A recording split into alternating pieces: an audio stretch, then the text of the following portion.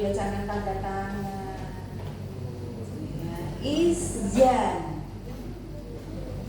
Izyan Alfa 24020. Suratnya nih.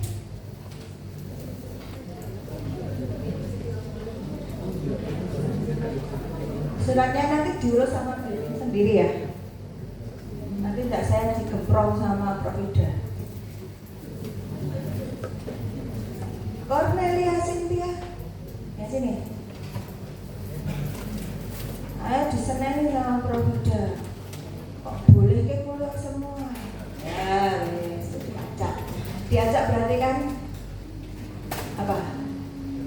Nasib-nasiban. Makanya berdoa selalu nasibmu baik.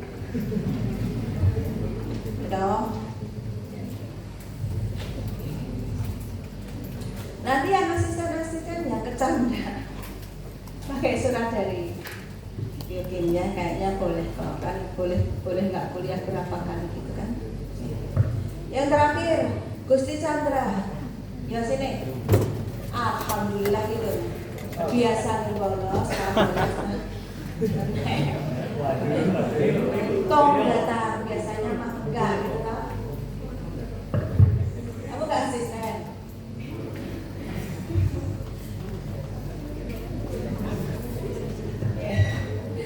Oke. Baik, siapa ketuanya hari ini? Nah, kakek ketua hari ini. Siapa? Oke, sini maju pimpin doa. Kak, dulu pimpin doa. Semua harus pakai doa.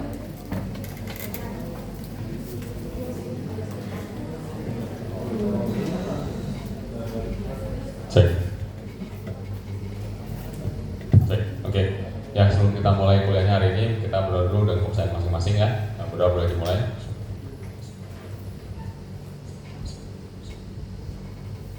Amin. Ya.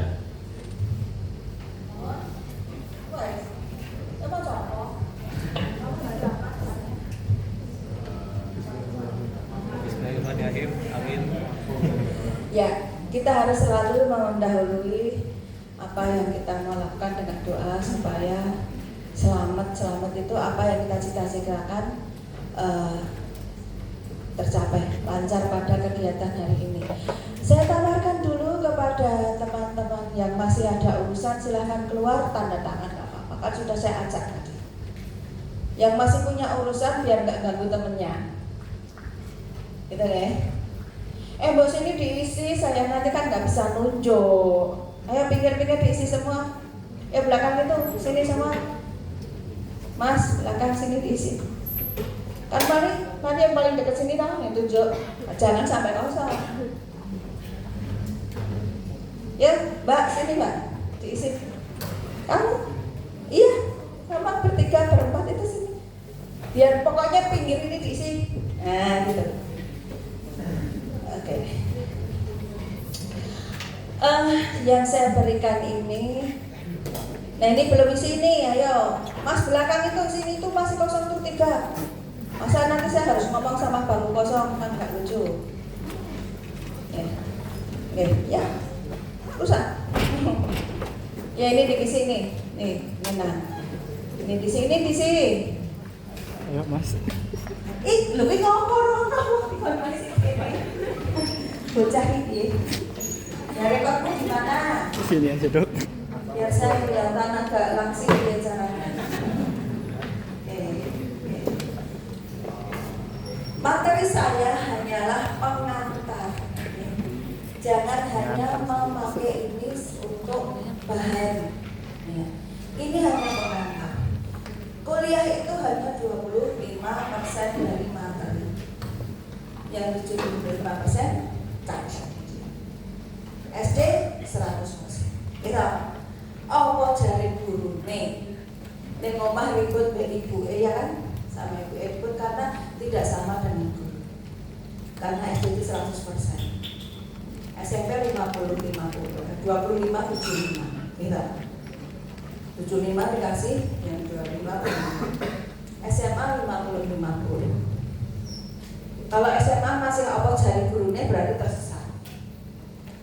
Nah, di sini ini semua hanya pengan 25% saja. Gimana saya kembalikan lagi? Yang punya urusan silahkan di luar. Selesaikan urusanmu, insya Allah ini tidak saya sembunyikan, ini sudah saya share pada kalian. Mau di orang-orang di situ boleh, mau diapakan terserah. Ini sudah milikmu karena ini hanya 25%. Yang 75% kalian cari sendiri untuk materi anaerob.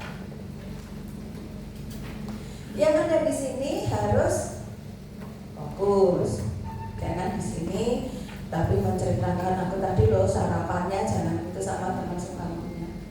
Mungkin you sama you ngobrol enak tapi belakangnya terganggu, ya kan? Ya.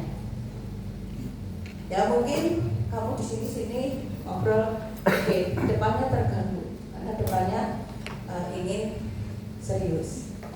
Jadi kita harus berikan hak kuliah sesuai dengan yang ditentukan. Baik, saya akan cek dulu apa sih anaerob itu lah? Sebelah maju ini gitu nih, sebelah ini gitu. Siap. Tidak harus benar, tapi logika aja. Anaerob apa mas? Nama-nama? Namanya Mustafa Zubi loh. Ya. Ada yang ngecek ya? Yang jawab nanti dibonusi responsi. Ya apa benar apa salah? Ya, yang penting jawab ya. Jadi cakap apa? Mau aja bu, namanya yang jawab. Nanti namamu juga dicatat.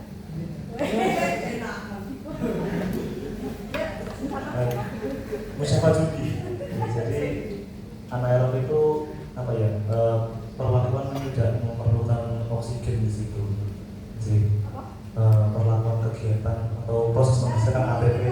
Pada bakteri karena saya mikrobiologi mengampu bakteri anaerob. Apa? Berarti bakterinya yang dia untuk hidup itu tidak memerlukan oksigen. Oke. Iya, mungkin bisa saja. Catat. Sempurnakan, Neng.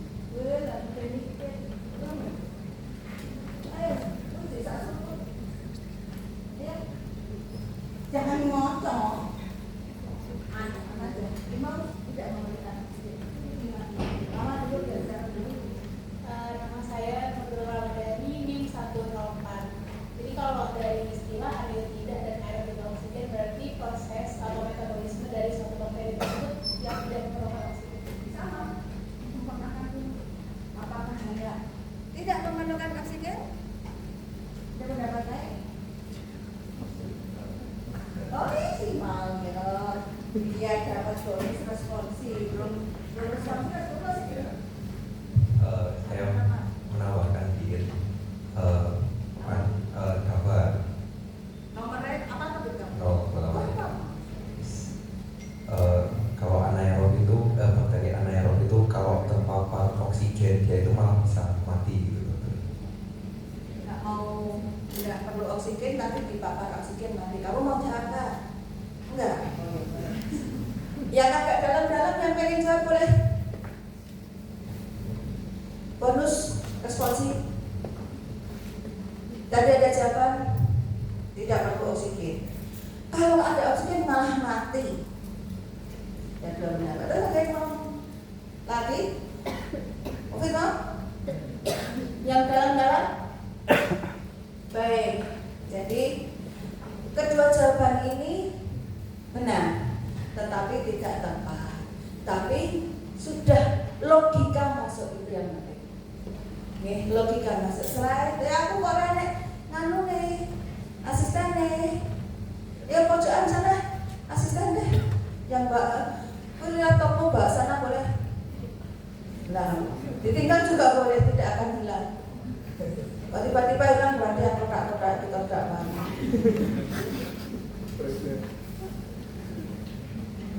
Oke? Untuk banget kan? Coba. Apa? Oh, pointer. Oke. Harus menunjuk-nunjuk kayak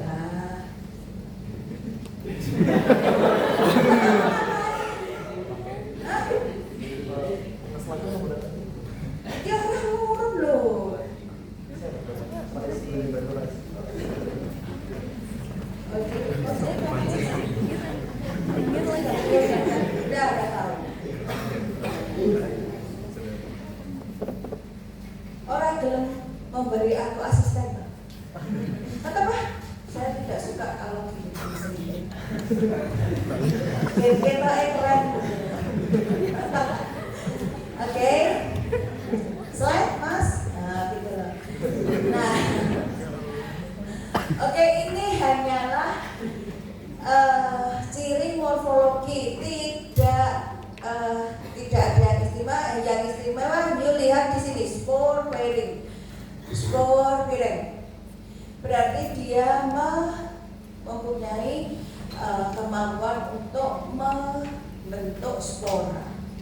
Spora dari mana? Di dalam tubuhnya itu ada endospornya. Nah, endospor ini pada kondisi kritis, yang kritis itu yang tidak menguntungkan, makanan kurang, kemudian kondisi lingkungan ekstrim, misalnya terlalu panas, terlalu kering, ya, atau terlalu tidak kondusif untuk pertumbuhan bakteri, maka spora ini terbentuk. Dia akan membentuk dinding, dan dinding itu berlapis-lapis. Maka spora ini menjadi sangat keras.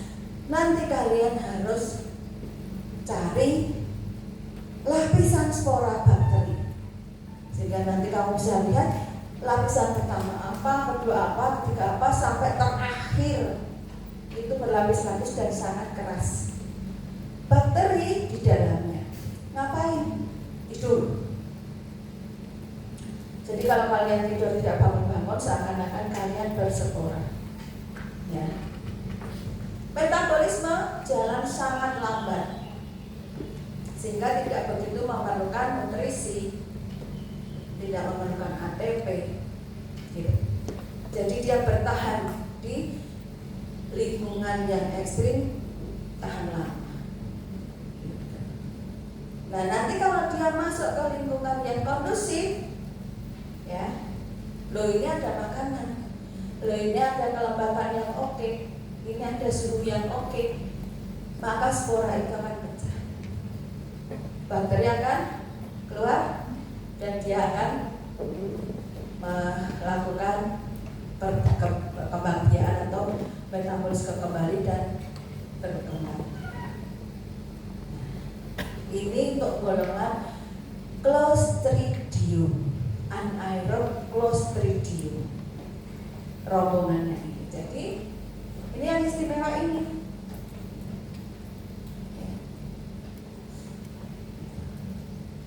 Nah, kalau dihubungkan dengan yang anaerob tadi gimana? Anaerob tidak hanya sekedar itu ya. Kalau tidak ada oksigen ya semua mati. Ya. Tapi anaerob memerlukan oksigen yang sangat rendah. Berapa? Kalau kita berapa? Suhu normal. Asisten fisiologi sama.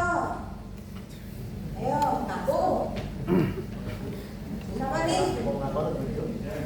Sama. Elizabeth. Ini juga dokter. Asisten fisiologi darah ini oksigen berapa persen? Ya. Jadi aerob itu hidup di antara 21-20. Turun sesek kita. Ya. Tapi anaerob dia hidup di 5%. Ya. Dia hidup di 5%. Kenapa dia seperti itu? Karena itu tadi, siapa yang jawab yang mati tadi? Siapa tadi yang di ada oksigen mati? Ya, tahu alasannya apa kalian? Alasannya apa? Oksigen banyak mati. Kayak overload gitu. Makan-makan mati. Ya. Tapi karena metabolisme itu H2 ketemu O2, gitu. Itu menghasilkan H2O2. Apa sih H2O2? Apa itu? Itu toksik di jaringan. Kamu udah pernah tahu perhidrol nggak? Yang apa? Bagus mana bagus? Bagus sekali. Bagus? Gimana? Balik satu cedak. Kalau perhidrol itu, kamu punya bekal perhidrol nggak bagus? Perhidrol tahu nggak? Ini kamu ini bagus nggak tahu perhidrol? Ayo bagus yang belum bisa dengar. Yang depan jawab.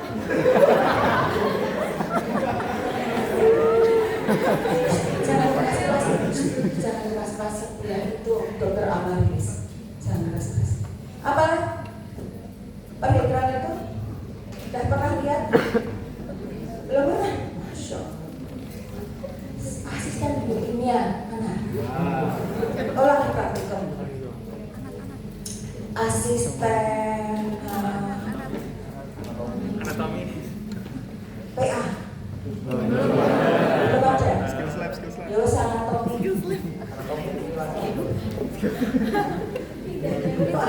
Asisten apa sembarang kali asisten dia. Terus sekarang kuliah. Yang lain mana? Ini bisa. Ini tadi apa? Visio. Terus apa lagi? Yang ini anak. Anatomi. Apa lagi? Bagus. Apa lagi? Astral. Apa lagi? Ayo saudara.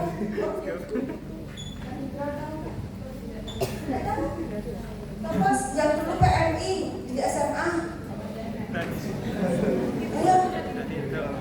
Siapa yang di SMA ikut PMI atau pelajar pecinta alam dunia? Oh, Mbak Parito.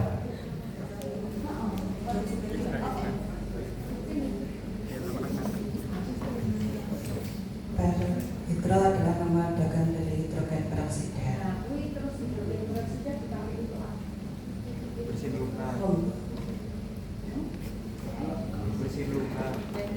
Ya. Terus? Antiseptik. Antiseptik berarti dia membunuh. Itu bakteri. Gimana dia cara membunuhnya? Jadi, Mengganggu metabolisme. kalau metabolisme biasa akan terbentuk H2O2. Kita juga. Nah, kenapa kita nggak mati gitu? Karena kita punya hidrogen peroksidase. Belakangnya se apa? Enzim. Jadi kita bisa memecah H2O2 menjadi H2O dan O2.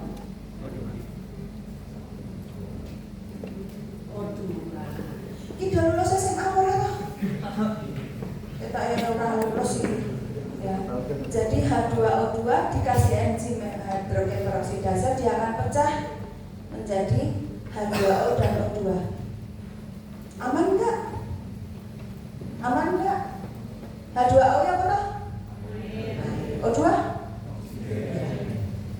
Jadi aman. Tapi dia anaerob ini tidak punya hidrogen peroksidasenya.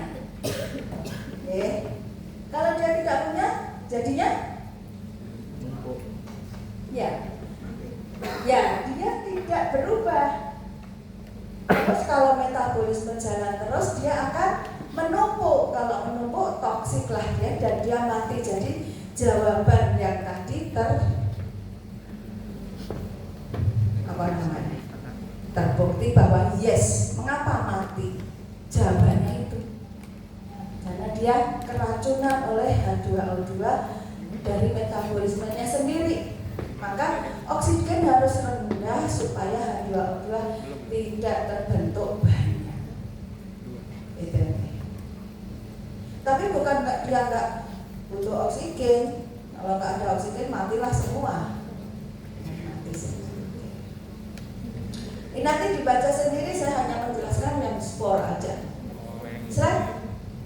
Nah, ini Clostridia yang terpenting. Jadi kenalan dulu deh sama Clostridia. Clostridia itu adalah suatu kelompok anaerob yang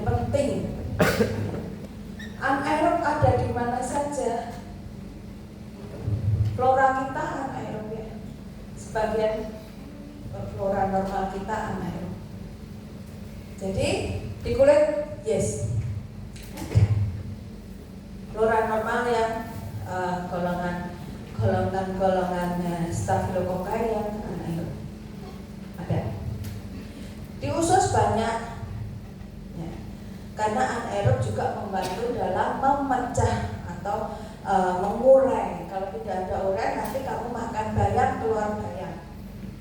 Jadi itu ada mengurai di sana ya.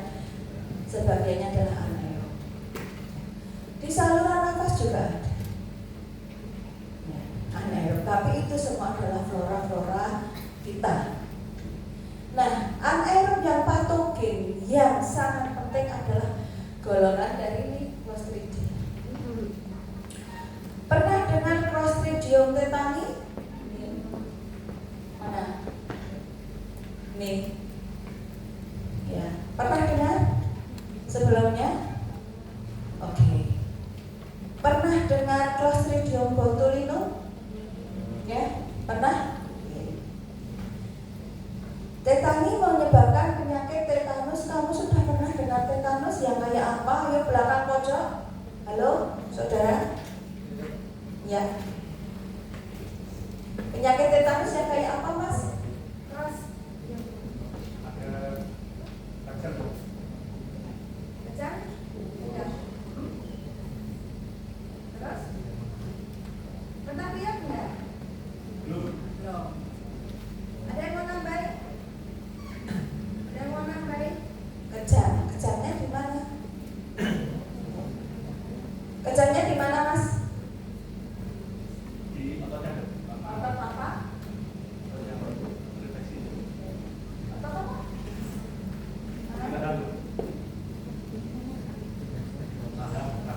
Tahan. Sehingga akibatnya ngaco kok mau buka? Tangannya buat ini. Kejamnya gitu. Karena yang kejam otot apa? Asisten anatomi. Kalau tidak, otot apa? Semua kontraksi. Kalau kontraksi, tangannya buka apa tutup? Itu ya. Jadi kamu udah dengar ini. Ini semua adalah penyakit-penyakit yang tanda kutip berat.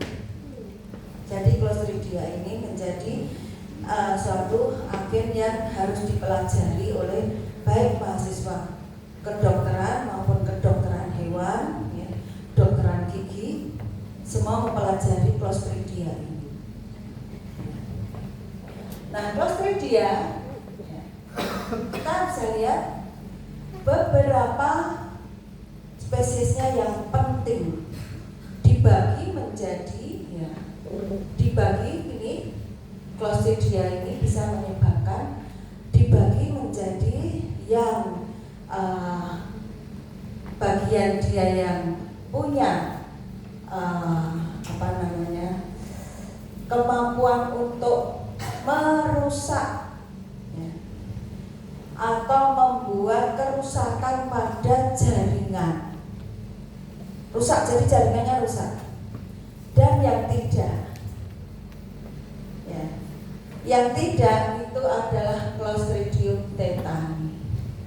Dia tidak masuk di dalam rombongan yang merusak jaringan.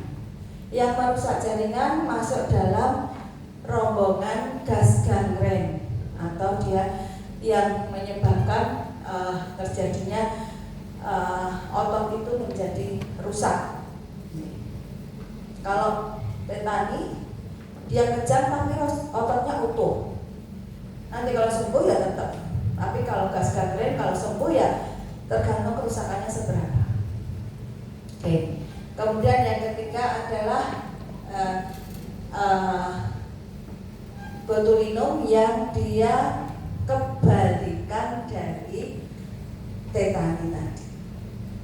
Kalau Clostridium tetani nanti ini sama-sama toksin ya, dia mengeluarkan toksin exotoksin. Artinya apa? Yang pojokan itu ditulis namanya.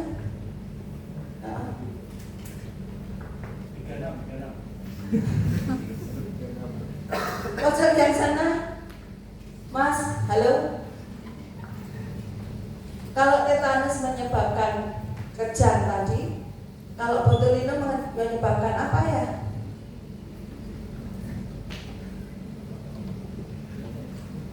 Ada yang bisa jawab? Hah? Lah ya apa? Lumpuh. Apa? Lumpuh. Ya, kebalikannya ya. Tapi semuanya oleh karena eksotoksin.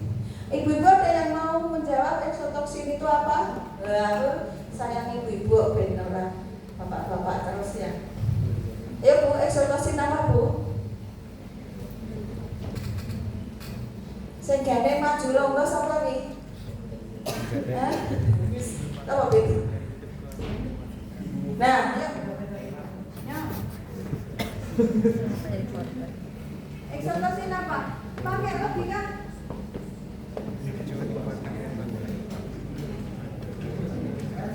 Ini nanti kasih positif 2 gitu ya nilainya ya. Ya. Ini maju sini aku nggak mau di situ. Sini. Apa eksotoksin itu nanti kamu harus tahu. Bismillahirrahmanirrahim. Eksotoksin adalah zat atau racun yang dikeluarkan oleh bakteri ke lingkungannya selama dia masih hidup atau aktif. Apa cluenya? Cluenya apa? Exo terus satu lagi. Kayak apa lagi? Cluenya pada bakteri masih hidup. Ya. Berarti selama bakteri itu hidup, toksinnya keluar terus. Jadi kita nanti penata laksanaannya gimana? Matikan bakteri cekau ya. Satu lagi, antidotum terhadap toksinnya. Nek kamu membunuh bakterinya saja, toksin yang sudah beredar nggak bisa terbendung. Ya, dia akan merusak jaringan. Kalau hanya antidotum toksinnya saja, sama dengan mengisi botol bocor. Diisi, jadi kapan penuhnya, kapan rampungnya, ya. Dia ada terus. Nah, ini adalah eksotoksin. Bakteri yang mengeluarkan eksotoksin, maka dia akan sangat berbahaya bila tidak ditangani dengan 2. Nah, kalau bakteri endotoksin itu keluar saat Mbak Nur Zulfilda ya Mbak Isna. Kalau endotoksin dia keluar pada saat bakteri apa? Mati. Jadi kalau kita beri antibiotik, bakteri mati, pecah, endotoksinnya keluar. Nah, ini kita harus waspada karena endotoksin keluar akan menyebabkan gejala klinis yang berat. Tapi kita tidak perlu memberikan antitoksinnya itu bila tidak bila tidak terlalu. Kita nggak ada endotoksin diberi antitoksin itu hampir nggak ada. Jadi kalau endotoksin bunuh aja bakterinya, tapi kita siap-siap. Demam tinggi beri penurun panas. Kemudian sesak nafas kita bantu. Mungkin bantu ventilator dan sebagainya. Tapi kalau nanti toksinnya sudah habis, maka itu akan membaik klinisnya. Contohnya adalah pada tifoid. Diberi obat bukannya demamnya turun, malah tambah tinggi. Di hari pertama minum obat, demamnya tambah tinggi. Jangan stop obat, berikan terus. Ya, beri cairan supaya nggak dehidrasi. Beri antipiretik. Nanti kalau sudah bakterinya habis, toksinnya habis, dia akan membaik. Nah, endotoksin yang kedua adalah pada jamur. Fagus, angkat jari. Fagus ini kudu tak weling ini, harus dipesen ini. Nanti kalau ada deksar, kenali makanan besar untuk keadaan darurat. Hati-hati kalian ngawur nanti pulang bahaya. Jamur, ya. Jamur itu kalau kamu makan toksinnya tidak sekecil bakteri. Mau makan, kemudian dia endotoksinnya keluar, jamurnya tak pecah, makan, keluar, maka kalau orang Jawa bilang teksek, tahu nggak? Teksek apa? Langsung mati, langsung apa sih? Memang paling bagus itu apa istilah Jawa ya? Begitu makan mati, karena terlalu Nah ini eksotoksin, jadi kita harus dalam menata laksana ini harus dengan antitoksin juga. Yang penting lagi ada ini, nanti ini tidak saya jelaskan nanti aja. Ya. Gas gangren dia merusaknya dengan apa? Dengan satu ini dengan enzim yang merusak, namanya ini enzim yang merusak sakarolitik itu merusak karbohidrat, yang memecah karbohidrat. Jadi karbohidrat di mana? Kalau di otot berupa apa? Glikogen. Dirusak itu, ya. Dirusak sehingga terjadi biokimianya dadak sekolah. Ada yang di sini asisten biokimia? Semua praktikum. Rasa asisten biokimia wes, ya. Siapa ya ini? Ibu dia di sini kok menunduk semua toh. Ayo, Mbak, pojok kacamata, salah sih, jangan-jangan bimbinganku. Ayo kamu. Karbohidrat dipecah menjadi. Jadi kita mulai dari apa? Dari tepung. Jadi apa? Sebelum jadi glukosa jadi apa dulu? Polisakarida dipecah menjadi glukosa itu apa tuh? Berapa bulannya?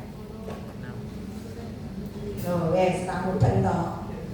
Berapa bulannya glukosa? Kok kurang C nih? Kalau bulannya berapa? Dia monopodi apa poli?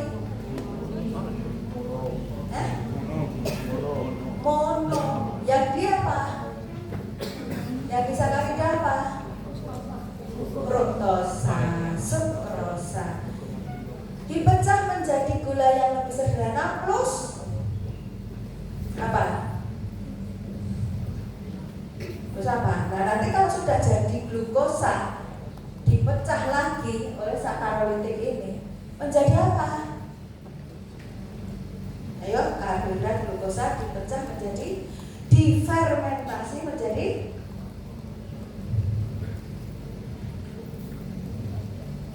jadi apa? Jadi apa? Plong. Jadi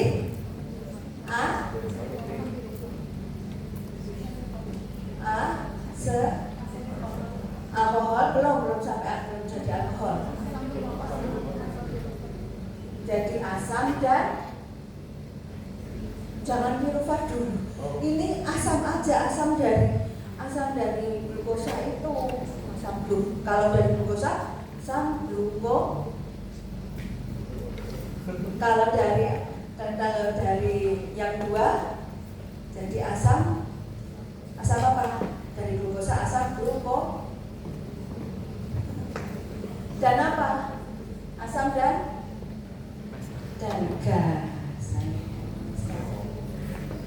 Baru bangsa kamu tuh kalau sudah di kedokteran gitu terus pelajaran SMA prep gitu pakai terus loh. Jadi apa? Asam dan gas. Nah di sini nanti kamu bisa lihat krepitas.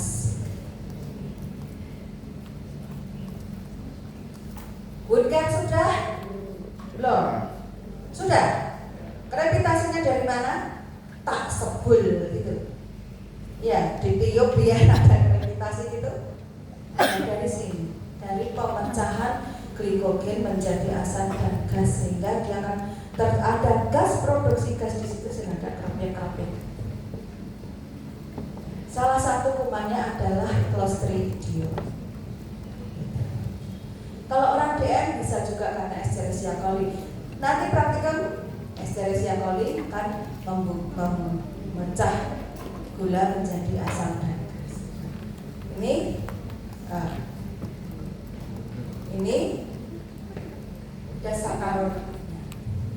Yang kedua ada proteolitiknya. Jadi tadi glikogennya dipecah, gulanya dipecah menjadi asam dan gas. Proteinnya otot juga dipecah, dirusak juga, sehingga menjadi polipeptida menjadi asam amino, jadi amonia, bau. Ya, jadi gas gangren itu juga bau yang luar biasa. Jadi ini zaman dulu bisa dipakai untuk patokan. Kalau ada luka yang sangat bau, itu biasanya ada Clostridia nempel di sana. Ya, itu. Jadi kalau dia punya saccharolitic toh, baunya nggak begitu, tapi kerusakannya nyata, nekrosnya nyata. Tapi kalau sudah busuk sekali berarti itu ada proteolitiknya. Oke, silahkan Mas. Saya tidak akan membaca ini. Slide lagi. Sudah ini tadi. Nah ini. Ya. Jadi dia satu, dia bertahan. Tadi punya spora ya, bertahan di ekstrem-ekstremnya mana? Dia habitat utamanya, habitat asalnya adalah usus dari mamalia, termasuk kamu mamalia kan? Iya, kamu reptil, mamalia kita. Jadi termasuk kita ada komensal Clostridia yang sebetulnya harusnya enggak ada. Nah yang banyak di mana? Di ternak. Ya. Ternak apa? Ternak yang mamalia apa? Kalau saya bilang ternak apa? Ayam, nggak salah. Ayam bukan mamalia. Sapi, kambing, ya sudah ada juga. Ya. Kemudian keluar kemana? Lewat apa? Ke lingkungan lewat fesesnya. Loh, gampang toh. Jadi kalau kamu main logika gampang. Ya. Feses, nah makanya ternak harus di kandang. Ya toh? Kalau tidak,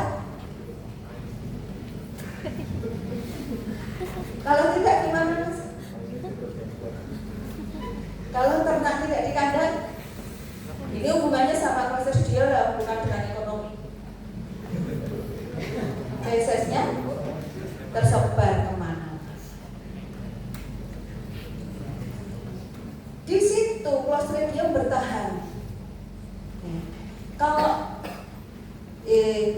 si sapi atau kebo tadi diunggah di jalan, dia di sana, nanti dia akan mengkontaminasi tanah yang ada di jalan itu.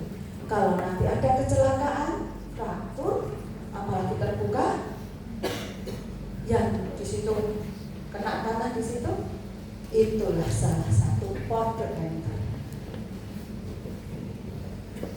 Jadi hati-hati dengan kotoran ternak. Kalau dibuat pupuk kandang gimana? Boleh, tapi harus sudah matang.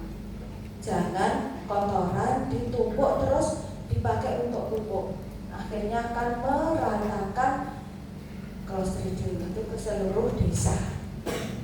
Nah, ini terjadi beberapa tahun lalu yang sebelum COVID. Di Blora itu terjadi KLB karena itu. Kenapa ada tetanus lagi? Ternyata caranya seperti itu. Akhirnya ditangani Dinas Peternakan, Dinas Pertanian, kemudian Kemudi. Nah, ini klinisnya. Kalau dia nanti masuk ke dalam tubuh, kemudian buka spora dan sebagainya, kemudian dia selain berkembang biak, dia mengeluarkan 2 toksin ini. Toksin ini adalah toksin neurotoksin yang dia akan menargetkan N dari sarafnya.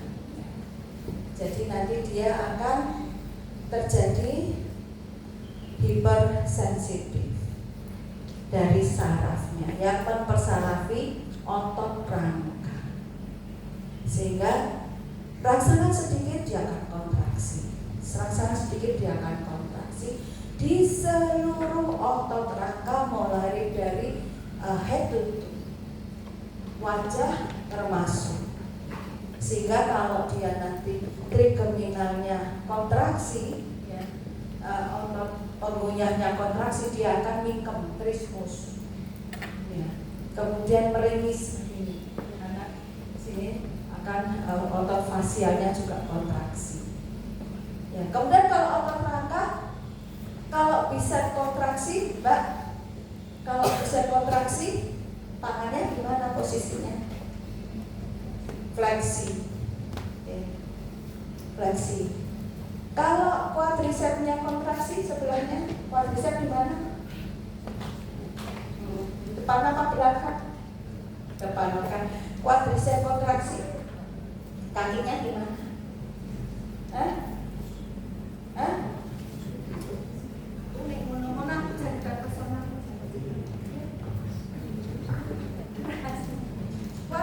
Kenapa saya bilang bisa? Kenapa aku bilang bisa? Karena itu otot yang kuat, yang terbesar di ekstremitas. Kuat bisa? Ekstensi. Ekstensi itu ya. Akhirnya gimana?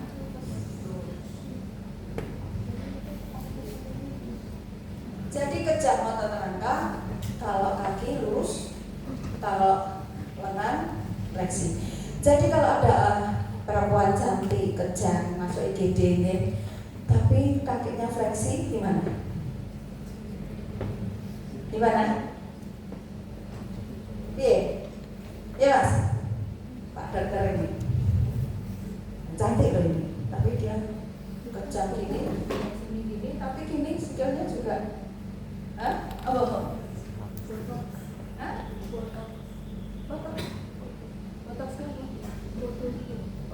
Botulium enggak lagi kejang, ya kontraksi aja enggak bisa.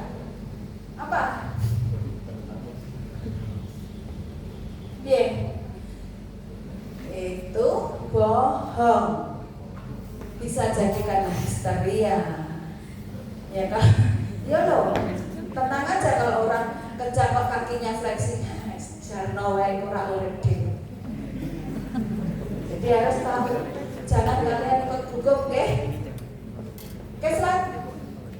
Nah, tetanolisik walaupun tidak sehebat efeknya, tapi dia merusak sel darah merah, lisis ini, sehingga nanti akan terjadi gejala kekurangan atau anemi atau akibat pecahnya sel darah merah. Kalau terlalu banyak, bisa jadi biru-birunya akan menumpuk. Kalau tidak, ya paling anemi saja. Oke, ini adalah transmisinya. Nanti dibaca sendiri. Yang penting adalah transmisi ini tidak human to human, ya. Jadi jangan dekat dengan orang tetanus nanti ketularan. No. Tapi kalau dekat-dekat orang pamu, yes. Ya. Ketularan pamu akan kontak bisa. Tetanus tidak. Ya. Karena tetanus bagaimana? Tetanus itu masuk melalui port de entrée. Pintu masuk. Nah, pintu masuknya yang mana? Ini ada nggak di sini? Nah. Jadi di mana dia bisa masuk, kemudian dia mendapatkan kondisi yang sick. Misalnya apa? Misalnya luka tusuk yang dalam, yang menciptakan di dasar luka itu, di ujung luka itu penurunan oksigen. Apa tuh? Di puncture itu apa? Contohnya paku. Paku apa? Yes. Jadi kalau di jalan kaki kena paku, kemudian dalam kenanya, tidak bisa tidak. Kita harus hadapi kemungkinan tetanus di sana. Ya. Bagus. Mendaki gunung, mendaki kekecewaan. Siapa yang mendaki gunung? Ayo tunjuk aja. Ya, ada lagi? Siapa? Ibu-ibu? Siapa? Masa nggak ada yang mendaki gunung? Oke, mendaki gunung. Gunung apa yang akan didaki? Ongkrang itu masih anak gunung. Ya, nggak apa-apa. Tapi habis itu lagunya. Kamu udah kemana? Terus? Laut saja, oke. Nanti laut toh? Yang lain? Bromo? Naik jeep sampai di atas pakai ojek gendong. Jadi yang lewat hutan, laut. Kamu dari mana? Mama, enggak masuknya. Laut dari mana? Basecamp. Semua jangan pilih service dari Cemoro Sewu. Apa yang dari Jetok pernah? Pada saat kamu masuk hutan yang lebat itu, lihat pohon-pohon itu durinya seberapa? Yes. Ya, jadi pada waktu kita masuk sebelum batas vegetasi itu kan lagi, kok bisa toh? Nggak pernah ya, coba ngomong. Nggak pernah kamu yang gunung gitu ya. Ya, saya dulu juga bagus soalnya. Oke, itu durinya besar-besar. Maka kalau sampai tertancap duri di hutan salah satu, maka polisi hutan itu harus pakai bajunya harus proper, kakinya harus pakai boot. Kamu pendaki gunung jangan sama akamsi pakai sandal jepit, tangan pinggulnya tahu-tahu terus dipanjang. Kemudian padu-padunan, ya, silat-silatan dan tusuk, carok, ya itu termasuk. Yang tidak kejahatan, yang tidak ngeri-ngeri apa? Cabut gigi. Karena gigi itu akarnya dalam, bukan gigi anak loh ya. Jadi dari dokter gigi tidak boleh tidak harus punya sterilisator di ruang perawatan. Polinya itu harus ada, karena harus steril. Kalau yang cuci gigi akhirnya pulang tetanus. Korek kuping. Siapa yang masih suka pakai peniti? Cekip. Ya. Ya. Kalau laserasi dinding kupingmu itu bisa.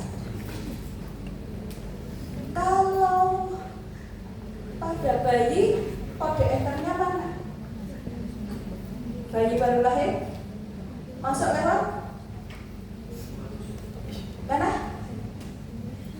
Pada bayi baru lahir kena tetanus, namanya tetanus neonatal. Masuknya dari mana? Usus, peritoneus. Dari mana Bu? Ayo ibu ini yang besok melahirkan. Bayimu kena tetanus neonatal dari plasenta. Iya, jenenge apa? Masuk plasenta. Tali pusat. Jadi tali pusat. Kalau perawatan tali pusatnya buruk, nah itu. Persalinan yang tidak steril, nah itu. Ya. Oke, slide. Ini gejalanya. Yang jelas dia akan kejang otot rangka, mengikuti pola otot rangkanya. Yuk kita lihat aja. Nah, ini kejang otot rangka. Bisa, maka dia fleksi. Quadricep, maka dia ekstensi. Otot Mumpung jenenge apa? Yang paling dorsal, latissimus dorsal, dia kontraksi, maka dia mengerut, dia akan tertarik melengkung. Ini namanya disebut sebagai epistotonus position. Dan jangan lupa sini juga trismus, kemudian otot fasialnya juga mengkerut. Pada bayi kalau terjadi trismus apa yang terjadi? Nek bayi ini trismus tidak bisa bernafas. Kamu bisa baca? Oh iya, orang lari nek biro. Gimana? Kalau trismus? Ya nafas. Tidak bisa minum karena minum memerlukan dua gerakan, yaitu kontraksi, relaksasi. Nek kowe kontraksi terus nggak bisa. Jadi nyedot, ya, menghisap puting, menghisap susu itu bisanya. Cobalah kamu minum tapi kamu gigit terus, kontraksi terus. Iya, masuk nggak bisa. Maka bayi bisa jatuh segera dalam dehidrasi dan kelihatannya sudah mencucu. Mengapa mencucu? Sedih gitu. Wala cari. Gimana ya dipakai ilmu, jangan ngawur. Mengapa dia mencucu?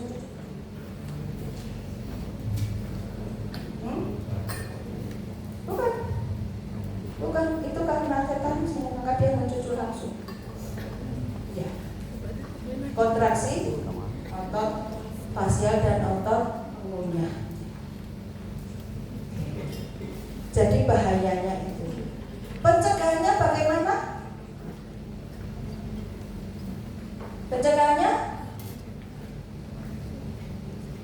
Pencegahannya adalah satu, hindari port de enter. Ya. Jadi itu kalau ada kecelakaan, ada luka, ada fraktur, segera kita salah satunya dibersihkan dengan perhidral. Kita banjiri H2O2 sehingga kuman itu dia mati karena dia tidak punya enzim peroksidase. Kemudian kalau sudah kadar masuk bagaimana? Sebelum dia berkembang biak dan menjadi muncul gejala klinis, kasih apa? Kasih antibiotik, yes. Tapi kasih ini tadi siapa tahu yang untuk klinis perannya siapa? Peran apa?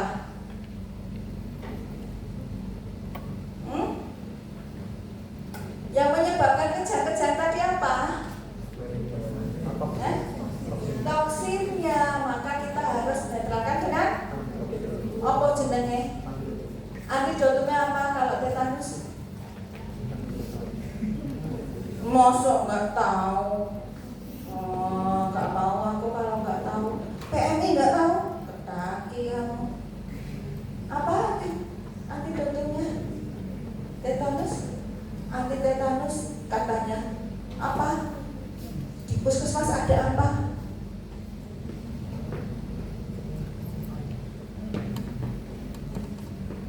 Bukan vaksin, kalau vaksin kesemuan imunisasi kelompok apa? Siapa yang tahu? Disingkat? Cuman toksinnya tetanus antitoksin. Ya. Kalau imunoglobulen itu diambilnya dari mana? Harus tahu IgG. IgG disimpan di mana? Ayo. Jadi plasma darah atau kita sebut kalau sudah tidak ada fibrin-fibrinnya, kita sebut apa? Pembeda plasma. Plasma itu sudah masih ada fibrin-fibrinnya, yang sudah tidak ada fibrinnya disebut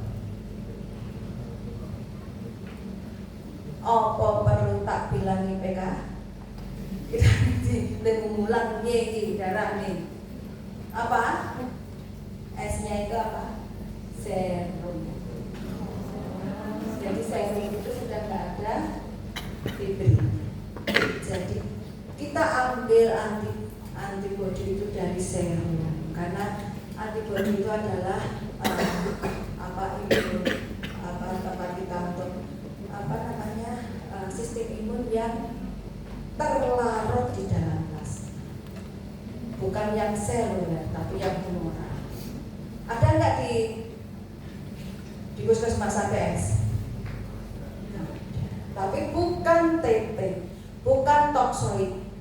Kalau toksoid itu isinya tetanusnya untuk merangsang kita mengeluarkan